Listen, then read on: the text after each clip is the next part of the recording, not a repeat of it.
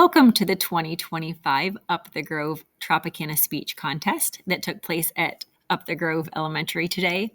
We had 26 contestants who were giving their speeches. We had a little bit of technical difficulty, so some of them at the end didn't get recorded. Our first place winner did not get recorded, so if you would like to see Leslie Cedillo Zavala's speech on September 11th, please join us at the district competition, which she will be moving on to. It is Monday, November 17th from 6 to 7 p.m. Adriel de Santiago. He is from Miss Hunt's class, and the title of his speech is Airplanes.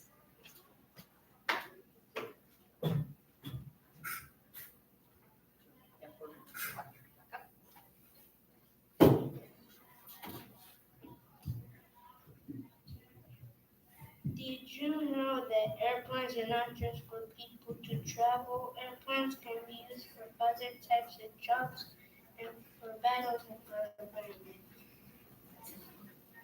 One of the airplanes is the Boeing 747. It can be used for cargo. The Boeing 747 is one of the largest planes in the world. It can also be used for people to travel. It was created on September 30th, 1968, but sadly it was discontinued in 2023. One of the battle planes is the F-22 Raptor. It was used to protect and escort the president. It can go up to 1,000 miles per hour. Sometimes it can be built from a plane and then from the sea. It is a part of Air Force One. It is an amphibious fighter jet. One of the planes is the Airbus A380. It is used for passengers, not cargo. It can fit up to 900 people because it has 2 floors and known to be the second fastest plane. The A380 goes up to 500 miles per hour. It is the biggest plane in the world. Planes that I went on was the Boeing 737, the Airbus A320, the Boeing 777. The airlines of the planes were American Airlines, Delta. For the Boeing 777, it was United Airlines. When I went to Mexico, I went on the Boeing 737, and on the 777, I went on to Guatemala. I went to Mexico on the A320. Hopefully, I get to go on the plane again.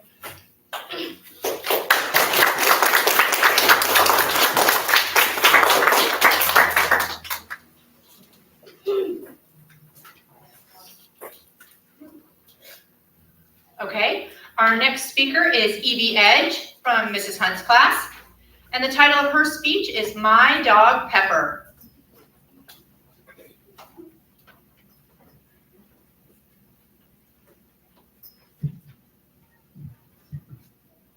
Hello, today I will be talking about my dog Pepper. My dog Pepper. Pepper dropped the cat food now. Where did you get that? Hi, my dog's name is Pepper, and my name is Evie. I love Pepper. She is a terrier mix. She is almost a year old. She loves running around and not listening. And sometimes, every now and then, she'll eat cat food, and we have to take a wipe and clean out her house. Pepper likes to run around my yard. She goes into my neighbor's yard. They don't care. Can't forget she kills her toys. She shakes them to death. Sometimes she runs around and she will have one of her toys in her mouth. Over fall break, when we had a week off, half of the brain I was playing with her. She looks like a big football with legs and eyes. Her fur is brown and white. One time she stole my bread and didn't give it back. I had to chase her for like 10 minutes. She likes to ride in the car and get pup-ups. One time we went to a restaurant and she got her own chair. We call her by the nickname Peppercini Linguini. We call her this because her hair looks like linguini. The only problem with that is every now and then when she gets in trouble, we'll call her that, and when she wants to play with us, she's confused. And when she's in trouble, she wants to play and makes us confused. I love her though. Pepper never gets time to sleep, only play. Only when I'm at school she gets to finally sleep. She loves the fridge drawer. Her second favorite person is my dad. My dad spoils her by giving her meat from the fridge. She likes to play with her sister dogs. My dad gives her and her sisters meat. Her sisters' names are Zoe and Layla. Pepper was a gift from my best friend. She's my dog. Pepper loves not listening, playing with her sister dogs, and eating treats. But why is she so weird? Sometimes she plays with her sister dogs and sounds like she is dying.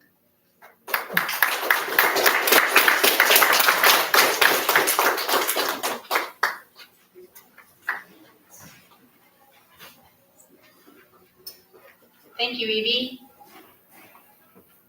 Our next speaker is Savannah Pequena. She is from Miss Bowen's class, and the title of her speech is Life in Silence and Darkness.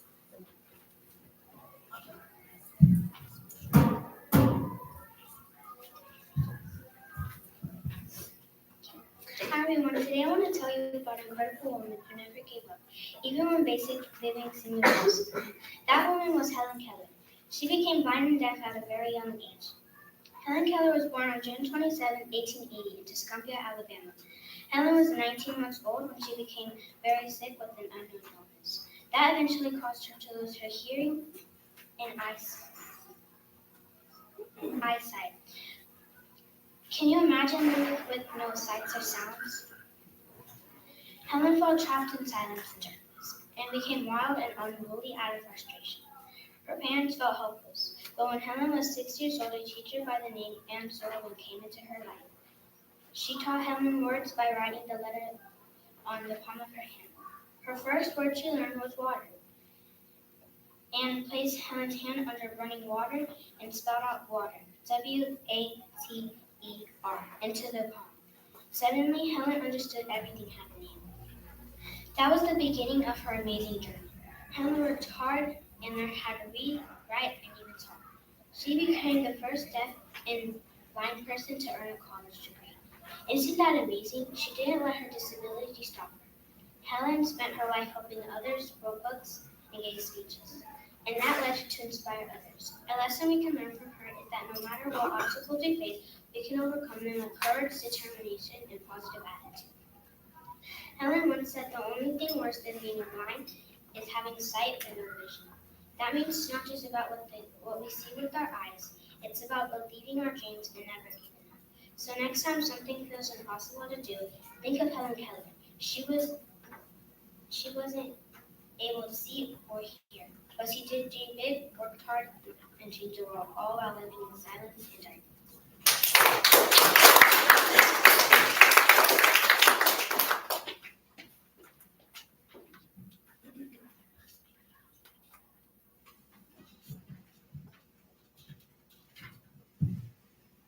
Okay, our next speaker is Aubrey McCall. Her teacher is Miss Bowen, and the title of her speech is Be a Plant Protector, Not a Polluter.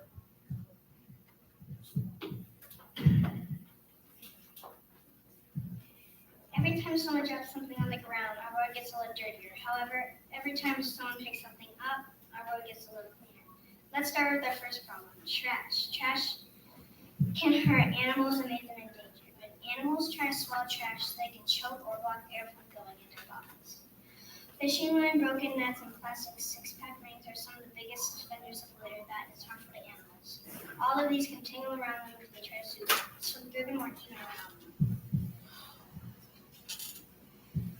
Six-pack rings can harm an animal over time. When the animal is smaller, they can get tangled in them, and as they grow, the rings tighten around the animal's body, causing damage over time that can be extremely painful. Some trash even ends up in the ocean and sea life eats it, causing them to get sick and die.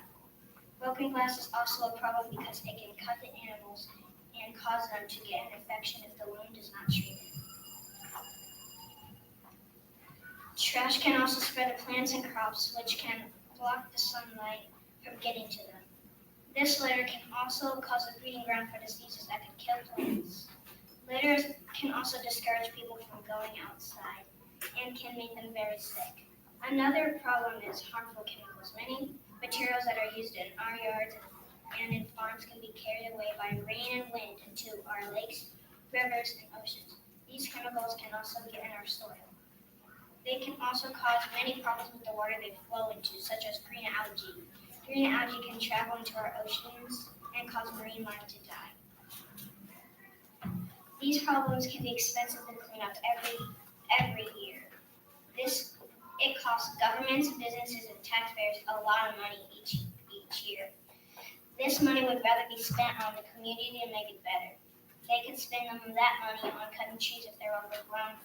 As you can see, trash and other types of litter can be extremely harmful to the environment. It can also cause animals to become endangered. The chemicals from this litter can be carried into our drinking water and other bodies of water. It can kill plant life as well as animal life. It is expensive to clean up every year, so next time you see trash or any kind of other litter, do something about it. Please pick it up.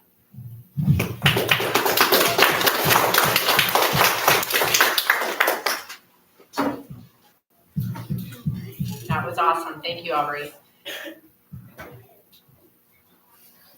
Okay, our next speaker is Ismail Roche. Thank you. What he said. Roches. His teacher is Miss Bowen, and the title of his speech is The Power of Kindness. I'm sorry about that.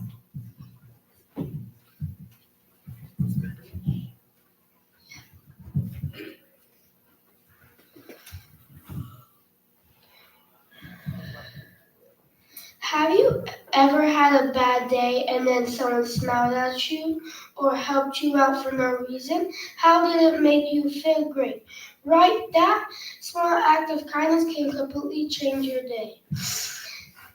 How you feel about kindness is a simple thing that anyone can give, and it can make a huge difference in our schools, communities, and even the world. Kindness makes people feel happier and more connected. Doing kind things release positive feelings for the giver and receiver. When you show kindness, it can spread and inspire others to do the same.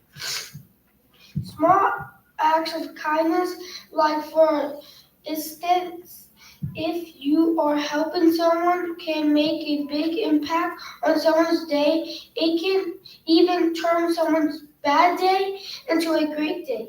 Kindness helps build stronger communities and a better world. Kindness brings people together and helps solve problems peacefully. In schools, kindness can stop bullying and create a friendly environment. Can you imagine if everyone spoke kindly to each other rather than bullying each other? When everyone practices kindness, it leads to more caring and supportive world. Kindness doesn't cost anything, but its value is priceless. You don't need money or special skills to be kind. Anyone can do it.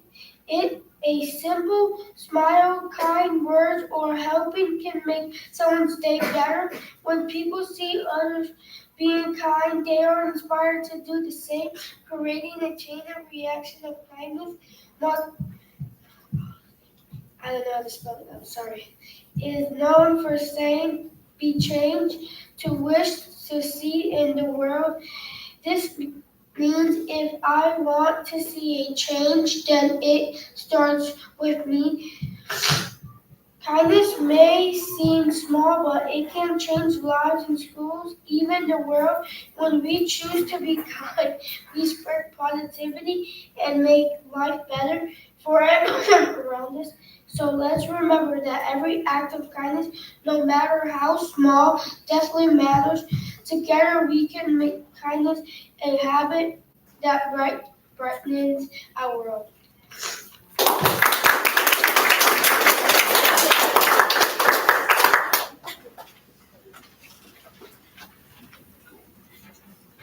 That was wonderful. Good job.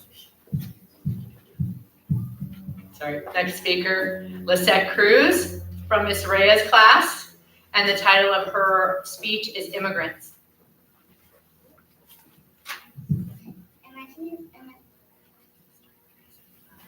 Imagine your parents having to leave their home country in search of better opportunities.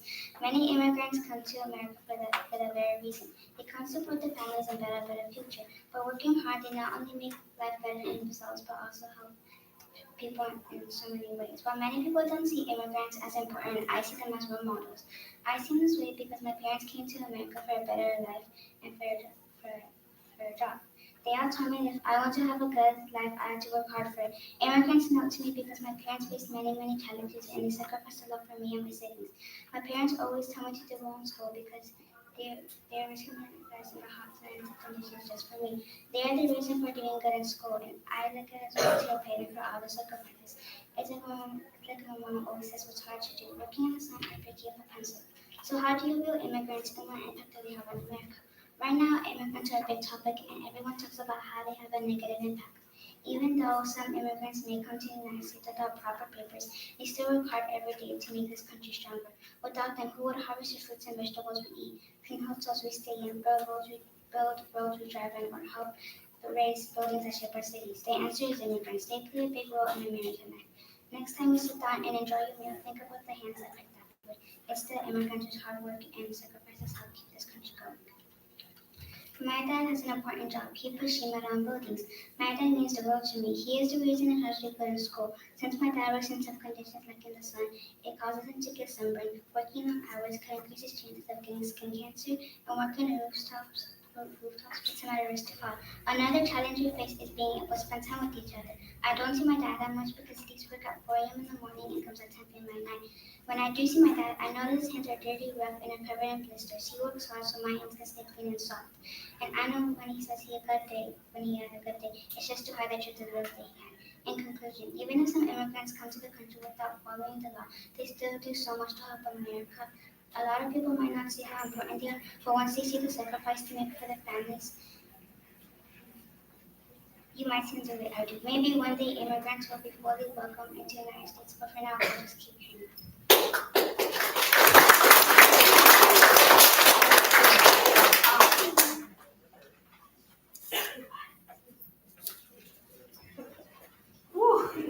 Good job with that. Shelby Zylan, she's from Miss Breda's class as well, and the title of her speech is Goats.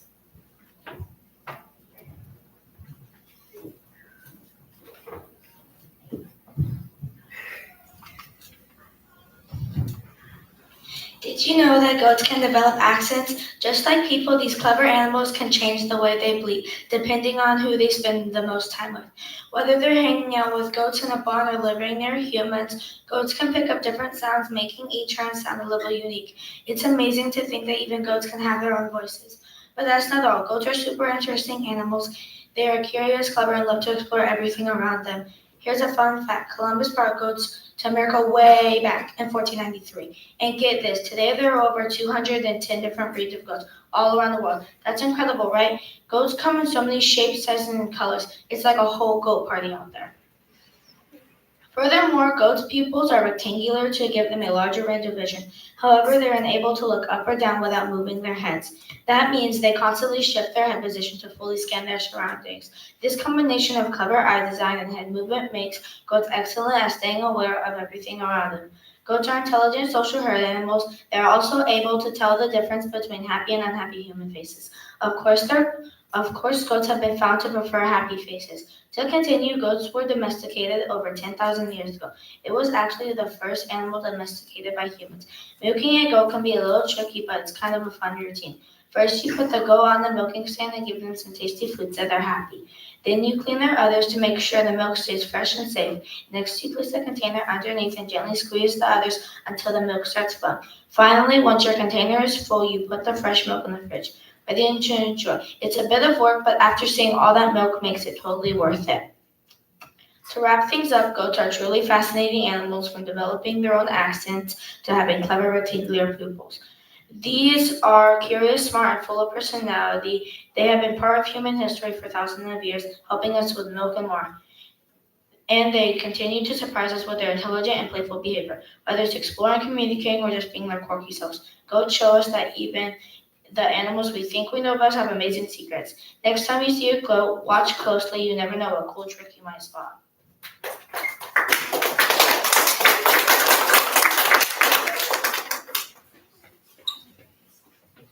Thank you, Shelby. Okay, our next speaker is Kale Evans. His teacher is Miss Rhea, and the title of his speech is My Favorite Dinosaur.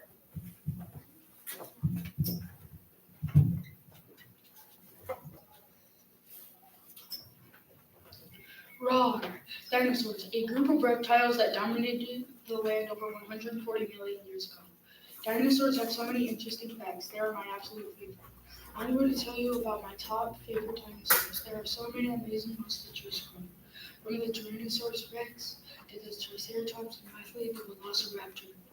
Each one has its unique way in its own way.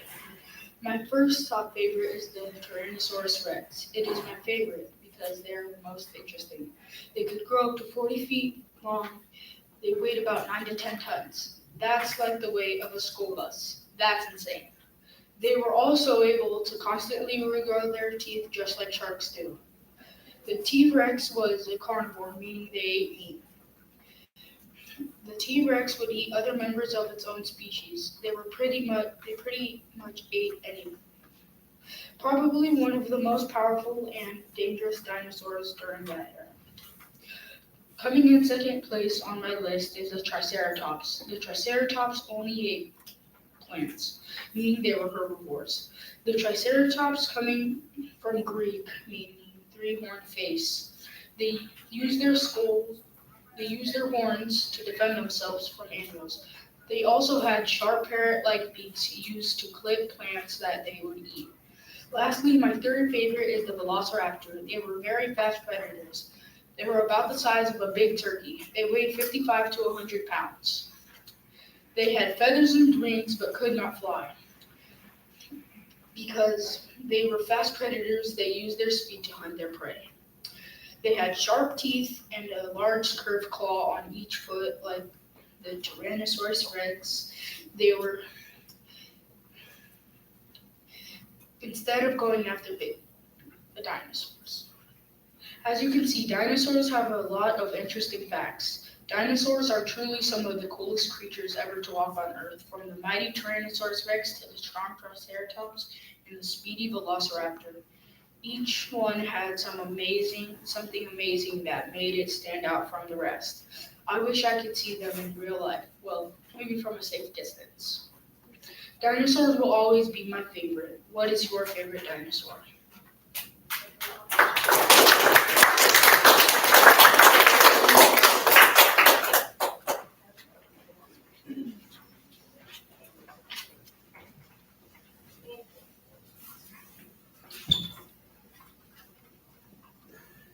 Mrs. Rivera. We're going to say your name for me. Come on. Our next speaker, the title of her speech is Mysteries of the Glowing Jellyfish.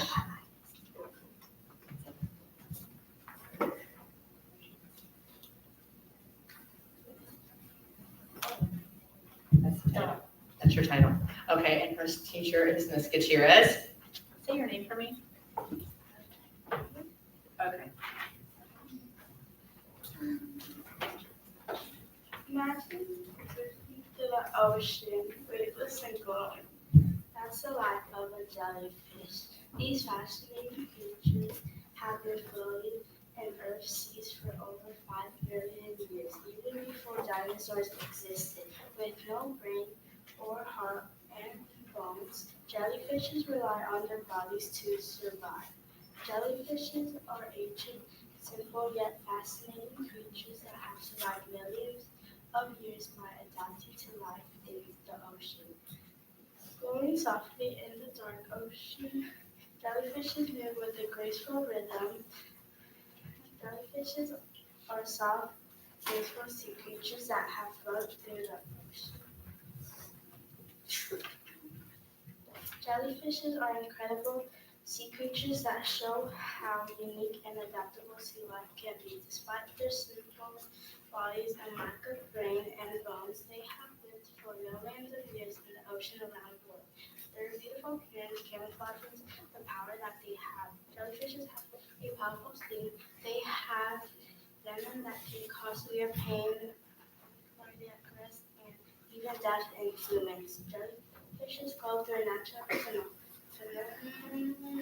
of violent effects. using special proteins in their bodies to produce light for survival. They glow for defense, such as startling predators with bright flashlights and releasing glowing particles to confuse attackers, and some use it for hunting. Jellyfishes can live up to months, years, and even decades. Jellyfishes are ancient invertebrates that are not actually fish, but are 95% water. The light is produced by the chemical reaction between proteins. Bioluminescent jellyfishes produce their own light through chemical reaction which they use for defense, luring prey, or communication. Jellyfishes' visual systems can be composed of simple eyes or even compact lens similar to humans. Graceful and sometimes jellyfishes range in size from to enormous. One of the largest alive named jellyfish has a giant mouth 8 feet 2.4 meters across. Some jellyfishes are clear, but some are vibrant colors of pink, yellow, blue, and conclusions. Mysteries of jellyfish through a natural phenomenon. Bioluminescent glow beautifully in the ocean and live with a graceful rhythm. Jellyfishes are ancient creatures yet still fascinating. They glow in the dark and use light to capture prey.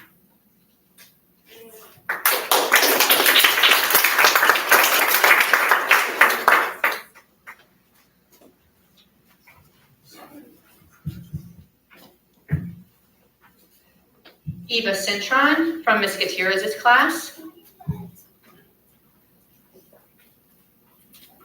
The title of her speech is Life of Selena Quintanilla. That.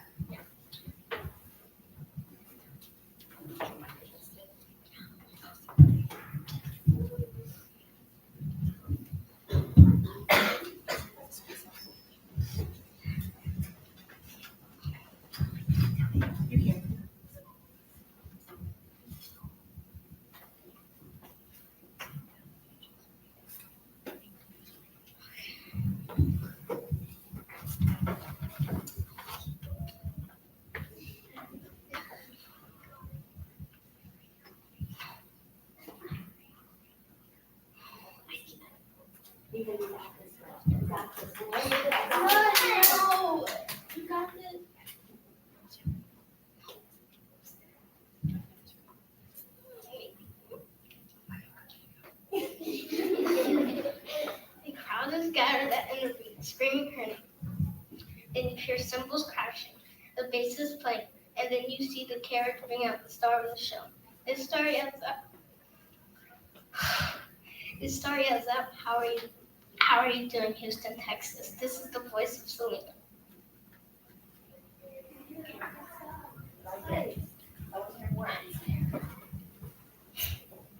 Selena Quintanilla was the lead singer of the band Selena y los Dinos.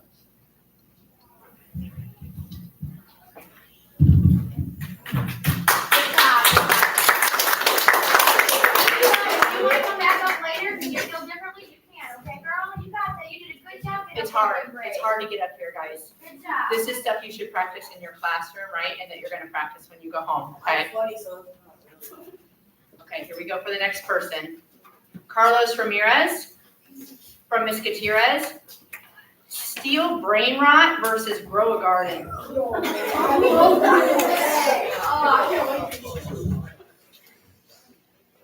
Hi, my name is Carlos, and today we are going to see which game is better by looking what they have done in the past. Is Grow Garden or Steel Banner? Who will win? So, a long time ago, they did an Amina store, and Grow Garden won, so I think Grow Garden is going to win. Who do you think is going to win? We are seeing which game is better, and they are fighting but on Roblox, not real life. They want to see which game is better. And in Royal Garden, there was a character, and there was the owner of Steel Banner. But on top it said Scammy Sammy, because the owner of Royal Garden thought He stole ideas from another game called Steel Character and from his game. Because if you join Steel Character and then you join Steel Brain now, don't they look the same? Don't, and that's why he thinks he stole ideas from him. So this is how it started. So Sammy, the owner of Steel Brain now, told Janda, the owner of Coral Garden, and Sammy told Janda, my game is better than your game. And Janda said, let's do it. I'm gonna be for it. And then Sammy said, okay. And on Saturday, the day of the Amina Beast War, guess what? The Roblox service went down. I had to go online, log into my account, and join the Girl Party. And the Amina Beast War was still right now, but delayed. And Jando said, let's just go without them. I stayed in Girl Garden for a long time until I finished. And then it was still raining and it was not that good. She didn't spawn nothing. So I stayed for a long time and then I left. And that time I was so bad I couldn't buy anything good. I asked my brother if I could borrow something, but he said no. And the thing was I was poor. I couldn't buy anything. Now let's talk about Pearl A Garden. And Janda was stocking the best seats in the game. And they were brave enough walking down the red carpet, and if they hit you, it would take you out of the map. And they were coming to the seat shop. And the best thing Sammy spawned was La Parkour Combinación, and mine gave $17 million per second. So it was an accident and on purpose. But he nerfed it, and now it gets 600k per second. So this is why Coral Garden is better than Steel Buena. What do you think?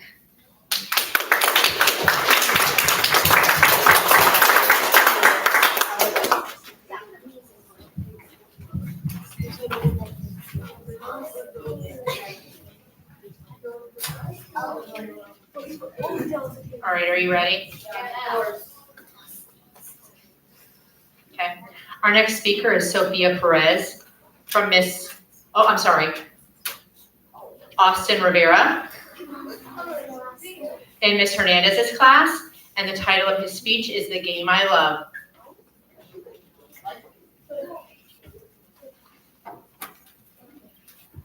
Have you ever loved something so much you couldn't imagine life without it? That's how I feel about baseball. A big part of my life. Ever since my mom signed me up for T-ball, that's when I fell in love with the game. I still remember the feeling of hitting the ball off the tee and hearing the crowd cheer as I ran to first base. The moment was just the beginning. Since then, I played T-ball, Little League, and now travel baseball. Each level has taught me something new, like commitment, teamwork, and building new skills. When I first stepped into the field for T-ball, I gripped the bat with both hands. The ball rolled only about 10 feet. Everyone cheered as I ran to first base. Back then, the game was simple. No score, no pressure, just lots of fun. As I got older, I started Little League. The ball began to move faster, and the game became more focused on learning strategies. That's when I started learning how to pitch, and I knew I wanted to keep getting better. Baseball has taught me how important it is to be a good teammate, to take responsibility. Every time I go up to bat, my teammates are counting on me. When we trust each other and work together, we can win. A strong work ethic means giving 100% no matter what happens. Sportsmanship means showing respect for my team, my coach, even my opponents. And most of all, baseball reminds me to never give up. My plans as growing up is to keep playing baseball and one day earn a college scholarship. Maybe I will become a coach and teach kids everything I've learned. I wanted to help young players reach their goals just like my coach helped me. In conclusion, baseball is more than just a game. It has taught me discipline, teamwork, and the importance and never giving up. So when I stepped up to the field too, 3 strikes, I reminded myself that failure isn't a part of learning. It is a part of learning. Baseball helps me grow on the field and off the field, one hit at a time.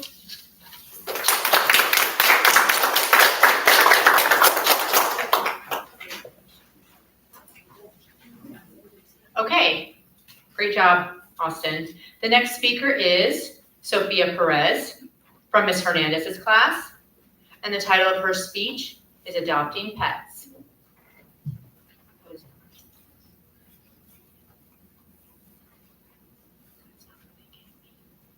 Let's scratch that. It's a new home, a new life.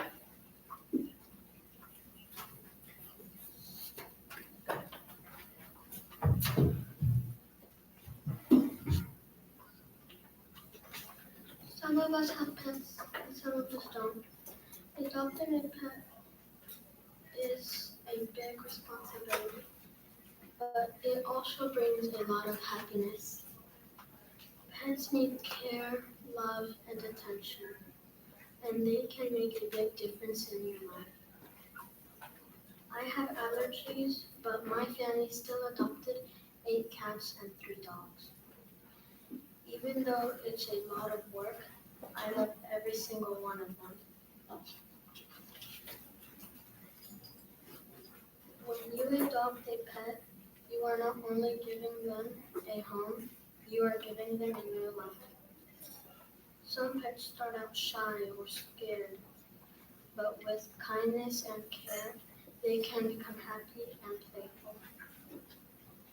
Pets need time to explore their new home and get used to their family.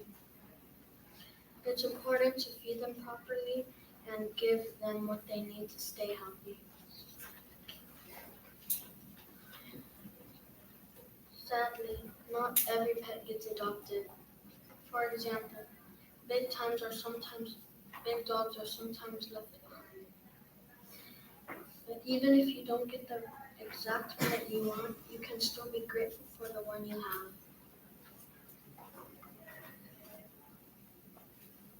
Finding the right pet takes time.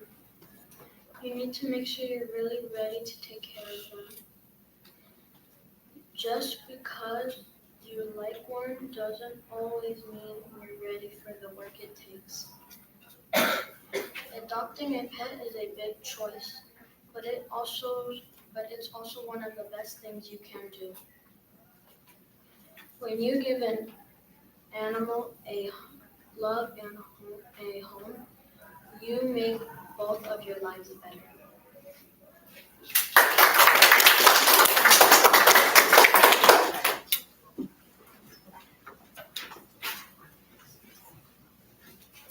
Thank you, Sophia. Nicholas Heredia from Ms. Hernandez's class. His speech is titled, Why I Love Flag Football.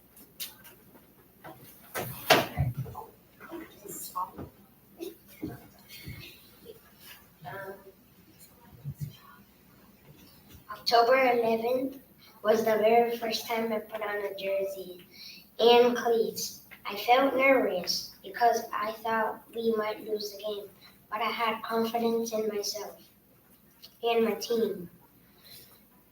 There are different positions in football that you can play, like quarterback. There are different positions in football that you can play, like quarterback, wide receiver, and center. Each position has their own rule that is like key to winning the game. The quarterback is about passing the football to the running back or passing to one of the wide receivers. Wide receiver run straight down the sideline to receive the football from the quarterback. Center passes the football to the quarterback.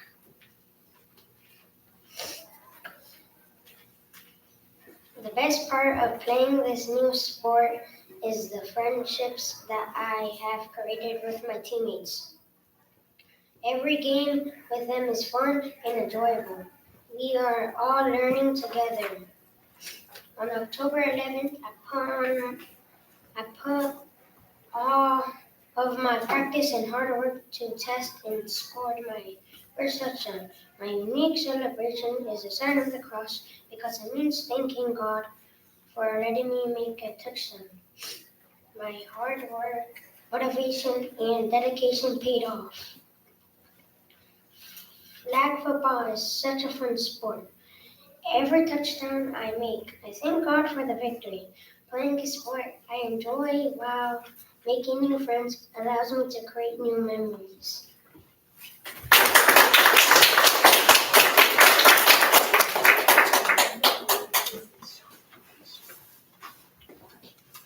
Thank you, Nicholas. Next is Alan Amador from Miss Robertson's class.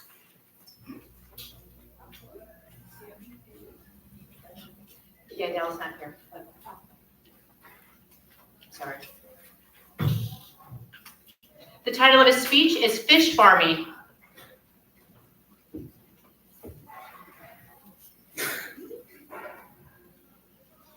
Splish splash. There's an industry called aquaculture and it's related to fish farming. There are many fish species raised around the world. My family owns and operates a fish farm. Since I was 3 years old, I've been helping my mom and dad out. Tilapia is a freshwater fish and a good source of protein. So today, I'm going to tell you some about tilapia fish farming. First, we buy fingerlings to stay in the nursery. They arrive at the fish farm weighing 1 gram on average. In the nursery, there are 10 pools and the fingerlings stay in there for 1 month. Every 2 hours, they have to be fed because they're babies. This first feeding has a high protein percentage and a small size. When the month goes by, we have to transfer them into bigger pools. After we transfer them, we don't feed them for the first day because every time the fish is transferred,